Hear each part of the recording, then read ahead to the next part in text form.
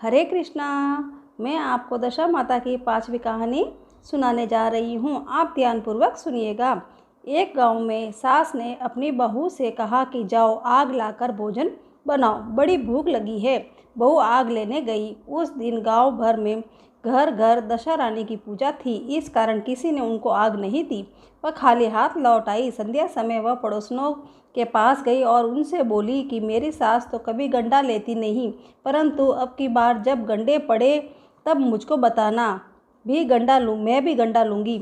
इसके बाद अब गंडे पड़े तब बहू ने सास चोरी से दशा रानी की गंडा ले लिया। 9 दिन तक उसने पड़ोसिन के पास जाकर कथा कहानियाँ सुनी। 10वें दिन उसे चिंता हुई कि अब पूजा कैसे करूँगी। तब वह मन ही मन दशा रानी का ध्यान करने मनाने लगी। यदि सासू जी चली जाए तो मैं पूजा कर लूँ। दशा रानी की कृपा से सास को खेतों पर जाने की सूझी। उसने बहू से कहा कि भोजन बनाकर तैयार करना, तब तक मैं खेत खलिहान तक होकर आती हूँ। यदि मुझे देर हो तो मुझे खेत पर ही खाना दे जाना। बहू तो यही चाहती थी। उसने कहा कि आप निश्चिंत रहिए। ज्यों ही सासू जी ने पीठ फेरी त्यों ही बहू ने स्नान करके विधिवत दशा रानी की पूजा की। तदंतर वह पूजा की सामग्री मिट्टी के गोले में रखकर उसे भेंट कर पधारने के लिए ले ही जाने वाली थी कि सासू जी आ गई। तब उसने जल्दी से उस गोले को छाछ की मटकी में छिपा दिया। सास ने आते ही बहू से पूछा कि तुम मेरे खाने को क्यों नहीं लाई।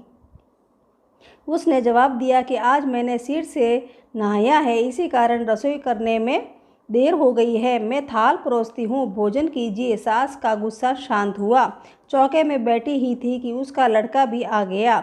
वह भी माता के साथ भोजन करने बैठ गया। सास भोजन करके उठना ही चाहती थी कि लड़का बोला कि मुझे तो छाछ चाहिए। सास ने बहू से कहा कि उठ छाछ दे दो।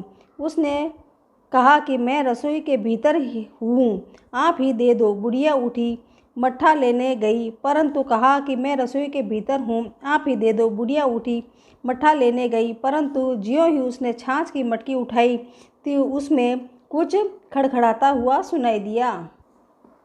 उसने हाथ डाला, एक बड़ा सोने का गोला था। सास ने आश्चर्य में बहू से पूछा कि अरे इसमें क्या है, इसका भेद बता, नहीं तो अभी तेरा खबर लेती हूँ। वह बोली, मैं क्या जानूँ, मेरी दशा रानी जाने। मैंने चोरी से दशा रानी का गंडा लिया था और चोरी से पूजा की थी। आप आ गई इसलिए मैं गंडा जलाशय में पधारने नहीं जा सकी। दशा रानी ने उसे सोने का कर दिया, तो मैं क्या करूँ। बुढ़िया ने बहू को गले लगा लिया और कहा कि अब मैं भी तेरे साथ गंडा लिया करूँगी और विधिवत व्रत और पूजन किया करूँगी। हे दशा रानी, जैसे तुमने सास बहू को दिया वैसे ही हम सबको भी देना और सभी भक्तों पे दया करना। जय बोलो दशा रानी माता की जय। इस प्रकार मेरी 5वीं कहानी पूरी हुई।